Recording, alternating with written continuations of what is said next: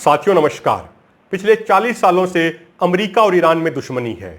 पिछले कुछ महीनों में तो अमेरिका और ईरान के बीच युद्ध के हालात बने हुए हैं, लेकिन हालिया समय में अमेरिका और ईरान में एक सीक्रेट डील हुई है।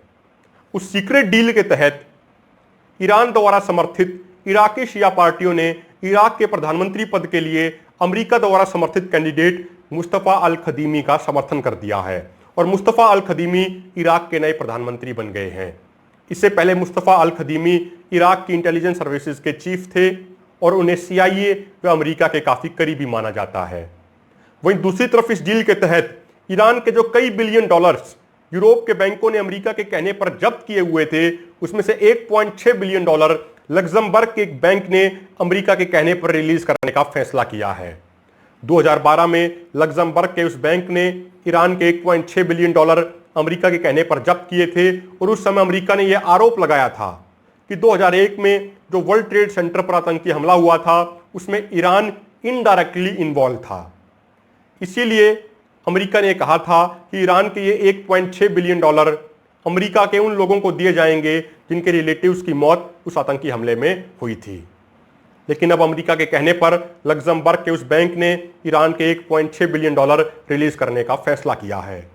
ईरान के राष्ट्रपति हसन रूहानी ने इसे ईरान की बड़ी कानूनी जीत बताया है। लेकिन पर्दे के पीछे अमेरिका और ईरान के बीच एक डील हुई है और उसी डील के तहत ईरान के ये 1.6 बिलियन डॉलर रिलीज किए जा रहे हैं। इसके अलावा इस डील में अन्य कई इंपॉर्टेंट स्टेप्स भी लिए गए हैं। अमेरिका ने सऊदी अरब में डिप्लॉयड अपनी पैट्रियट डिफेंस सिस्टम को हटाने का फैसला किया है और अमेरिका के अधिकारी ये कह रहे हैं कि अमेरिका चाहता है कि मिडिल ईस्ट में अमेरिका और ईरान के बीच तनाव कम हो। वहीं अमेरिका और ईरान में प्रिजनर स्वैप पे भी बातचीत चल रही है। ईरान के एक डॉक्टर को अमेरिका ने गिरफ्तार किया हुआ है।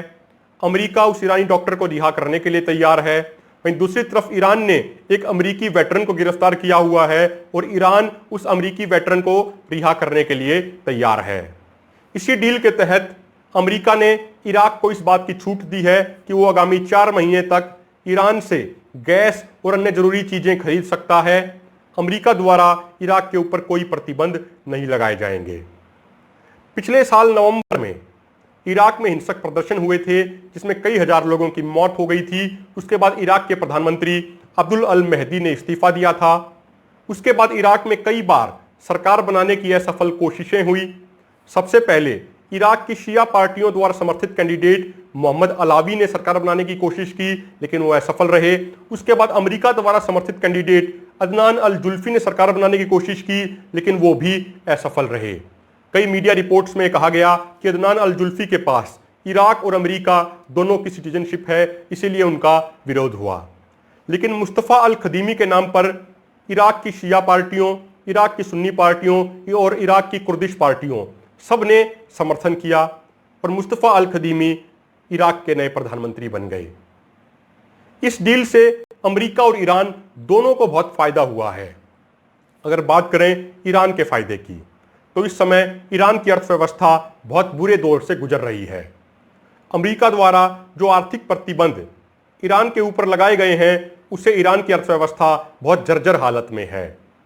तो जो ये 1.6 बिलियन डॉलर अभी ईरान को मिलेंगे, इससे ईरान के सेंट्रल बैंक को बहुत फायदा होगा। पिछले साल गिरती अर्थव्यवस्था के कारण ईरान में हिंसक प्रदर्शन हुए थे, जिसके बाद पुलिस की फायरिंग में लगभग 1500 ईरानी लोगों की मौत हो गई थी। तो ये 1.6 बिलियन डॉलर जो अभी रिलीज किए जा रहे हैं, इससे ईरान की अर्थव्यवस्था को बहुत फायदा होगा। और कई मीडिया रिपोर्ट्स में यह भी कहा गया है कि इस बात पे भी चर्चा हो रही है कि आने वाले समय में अमेरिका के कहने पर अन्य यूरोपियन बैंक्स भी ईरान की कुछ धनराशि रिलीज कर सकते हैं। इस समय ईरान कोरोना वायरस से जूझ रहा है, लेकिन अमेरिका के प्रतिबंधों के कारण ईरान दूसरे देशों से मेडिकल सप्लाईज और मेडिकल इक्विपमेंट्स नहीं खरीद पा रहा है। लेकिन इस डील के तहत ईरान दूसरे देशों से जरूरी मेडिकल सप्लाईज और मेडिकल इक्विपमेंट्स खरीद पाएगा।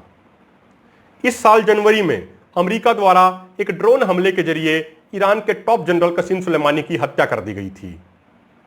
उसके बाद ईरान का पूरी मिलिट्री स्ट्रक्चर हैरान हो गया था, क्योंकि ईरान के स्ट्रेटेजी और पॉलिसी मेकर्स ने ये नहीं सोचा था कि अमेरिका इस तरीके से सरेआम ईरान के एक टॉप जनरल की हत्या कर देगा।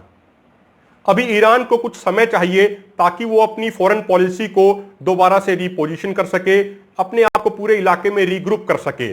इसीलिए इस डील से ईरान को भी फायदा होगा और उसे रीग्रुप करने का समय मिल जाएगा। वहीं अभी ईरान नवंबर महीने तक इंतजार करना चाहता है, क्योंकि नवंबर में अमेरिका में राष्ट्रपति चुनाव होंगे और ईरान ये देखना चाहता है कि उन चुनावों में डोनाल्ड ट्रंप की जीत होती है या डेमोक्रेट से कैंडिडेट जो बिडेन की जीत होती है। क्योंकि ईरान को ये लगता है कि अगर जो बिडेन अमेरिका के राष्ट्रपति बनते हैं तो दोबारा से अमेरिका और ईरान में न्यूक्लियर संधि पर हस्ताक्षर हो सकते हैं, जो न्यूक्लियर संधि राष्ट्रपति बराक ओबामा के समय हुई थी। तो इसीलिए इस डील से ईरान को अभी कुछ समय मिल जाएगा।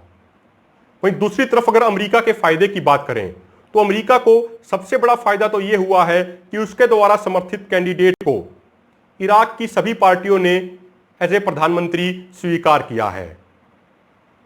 कई मीडिया रिपोर्ट्स में बताया गया है कि 2018 में उस समय CIA के चीफ माइक पोम्पियो, सऊदी अरब के इंटेलिजेंस चीफ और इराक के इंटेलिजेंस चीफ मुस्तफा अल खदीमी के बीच एक मीटिंग हुई थी और उसमें इस बात पे चर्चा हुई थी कि किस तरीके से इराक में ईरान के प्रभाव को कम किया जाए। इसके अलावा अभी कुछ समय पहले इराक के एक शिया ऑर्गेनाइजेशन कतीब हिजबुल्लाह ने यह आरोप लगाया था कि जो जनवरी में कसीम सुलेमानी और अबू अल मुहंदिस के ऊपर अमेरिका ने ड्रोन हमला किया, उसमें इराक की इंटेलिजेंस सर्विसेज और मुस्तफा अल खदीमी भी इन्वॉल्व थे। लेकिन मुस्तफा अल खदीमी और इराक की इंटेलिजेंस सर्विसेज ने उन आरोपों को सिरे से नकार दिया था। इसके अलावा आगामी राष्ट्रपति चुनावों में राष्ट्रपति डोनाल्ड ट्रंप इसे अपनी एक विक्ट्री के तौर पे दिखाएंगे। वो ये बताएंगे कि जो उनका मैक्सिमम प्रेशर कैंपेन था उससे ईरान ने घुटने टेक दिए और उनकी पॉलिसीज की जीत हुई। वो इस तरीके से प्रोजेक्ट करेंगे ताकि उनको आगामी चुनावों में फायदा हो।